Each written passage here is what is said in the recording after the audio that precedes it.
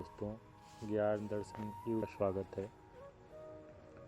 मैं मोबाइल के स्क्रीन पे आप लोगों को के टॉपिक दिखा रहा हूँ, रिटायरमेंट प्लानिंग।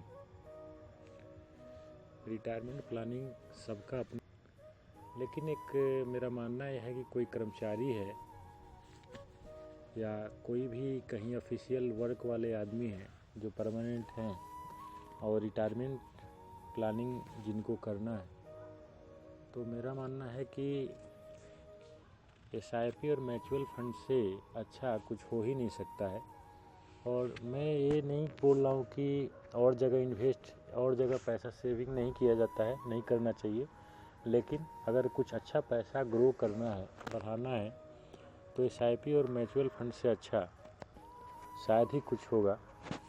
और दोस्तों, एक और चीज़ मैं आप लोगों से बताना चाहूँगा कि आप लोगों का कोई भी SIP या म्यूचुअल फंड का पोर्टफोलियो हो और रिव्यू कराना चाहते हैं तो मुझको कमेंट बॉक्स में कमेंट करके आप लोग पूछ सकते हैं।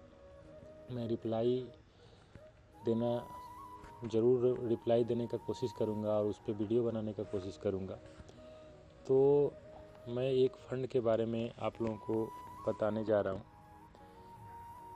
जो कि कभी भी SIP और म्यूचुअल फंड में जितना जल्दी हो सके, विशेषकर 25 साल 30 साल के अंदर, 25 साल में अगर कितना भी कम से कम अमाउंट में आप लोग अगर स्टार्ट कर देते हैं तो कितना बड़ा अमाउंट बन सकता है। और मैं एक और चीज़ इसमें दिखाना चाहूँगा कि अगर एडवाइज़र के राय से या MP द्वारा रजिस्टर्ड व्यक्ति की राय से आप लोग अगर पैसा इन्वेस्ट करते हैं तो मैं कोशिश करूँगा कि दो फंड को लेके डिफरेंट दिखाना चाहूँगा। डिफरेंट दिखाने का ये मतलब नहीं है कि किसी भी फंड को मैं रिकमेंड कर रहा हूँ। हो सकता है ये फंड अभी पहले अच्छा चला हो, आने वाले समय में ख़राब चले, जो ख़राब चला है वो अच्छा चले, लेकिन जो दे चुका है रिटर्न उसके बारे में मैं आप लोगों को लेके जा रहा हूँ, जो कि इस प्रकार है। एक मैं LIC में इसलिए लिया हूँ कि लोगों को सरकारी चीज़ों पे ज़्यादा फेथ होता है। LIC का एक फ़ंड है जो कि एक फ्लेक्सी फंड है। LIC का फ्लेक्सी फंड है, एक स्कीम है जो कि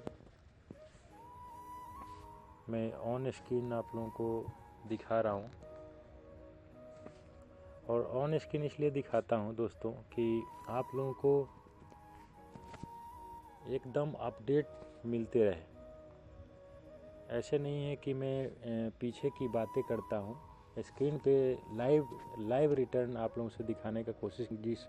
जिस फंड का AUM जो है 992 करोड़ है और 15 अप्रैल 1993 को ये लॉन्च हुआ, और इसका रिटर्न मैं देखना चाहूँगा, आप लोगों को दिखाऊँगा स्क्रीन पे कि अगर 1000 रुपया भी कोई दोस्त 15/4/1999 को अगर पर मंथ लगा रहे हो SIP में और 7/3/2025 को इसका रिटर्न मैं दिखाना चाहूँगा आप लोगों को, जो कि इन्वेस्ट किए 3,83,000 और रिटर्न मिला 25,91,817, जो कि एनुअल रिटर्न आप लोगों को दिखाई दे रहा होगा 10.76%। तो दोस्तों, ये गिरते हुए मार्केट में भी इसका रिटर्न 10.76% है, जो कि मुझे अच्छा ही लग रहा है। इससे रिलेटेड एक और फंड अब मैं एक चीज़ और क्लियर कर दूं कि आप लोगों को 1999 में जब बातें मैं कर दिया तो लग रहा होगा कि उस टाइम 1000 का बहुत वैल्यू हुआ करता होगा। मैं मानता हूं कि 1999 रुपया 1000 बहुत मायने रखता है, लेकिन मैं बीच में उसको बढ़ा के चला हूं, इसीलिए एवरेज में 1000 रुपया अगर सही है तो कमेंट बॉक्स में आप लोग कमेंट करें। और ये जो रिटर्न मैं बता रहा हूँ, अगर आप लोगों को सही लग रहा है तो कमेंट बॉक्स में कमेंट करके ज़रूर बताएं कि हाँ हो सकता है कि नहीं हो सकता है।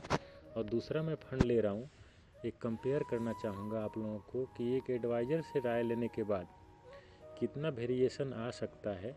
एडवाइज़र भी, मैं नहीं बोल रहा हूँ कि गारंटी के साथ कुछ भी बता सकता है, लेकिन एडवाइज़र को जो फ्लो है, फंड का फ्लो होता है, थोड़ा बहुत अनुमान ज़रूर लगा सकता है।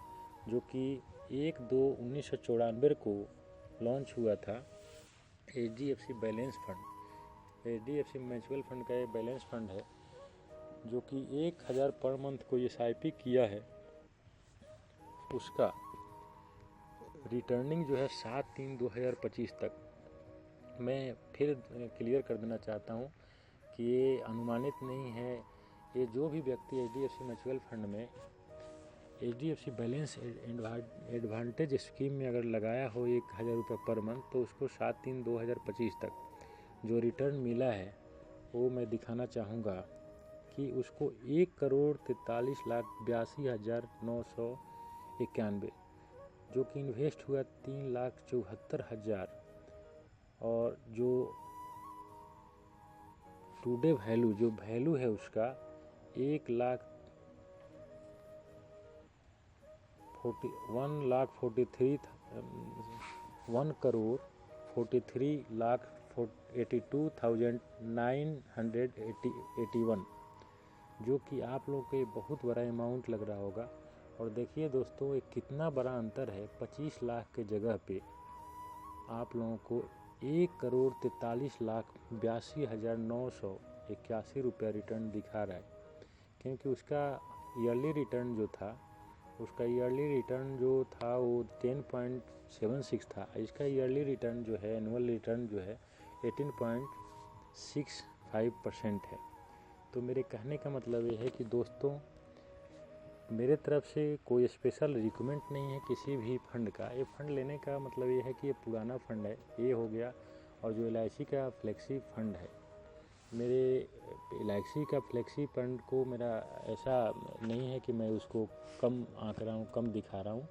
जो मिला हुआ रेट है उसी के बारे में मैं आप लोगों के सामने दिखाया कि एक फाइनेंशियल एडवाइज़र और MP द्वारा रजिस्टर्ड व्यक्ति के संपर्क में रहने से अनुमानित जो है इतना कम भी नहीं मिल सकता है, लेकिन इसमें 25 लाख और 1,43,00,000 में कितना वेरिएशन है आप लोगों के सामने है।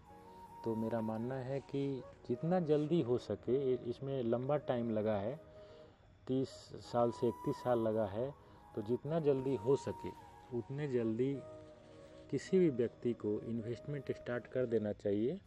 और ऐसे जानकारी और ऐसे वीडियो बनाने के लिए आप लोगों को किसी भी टॉपिक पे, किसी भी AMC से जानकारी आपको चाहिए AMC के बारे में, तो आप लोग कमेंट बॉक्स में कमेंट कर सकते हैं। और सब्सक्राइब कर दें, लाइक कर दें और बेल आइकन दबा दें। धन्यवाद।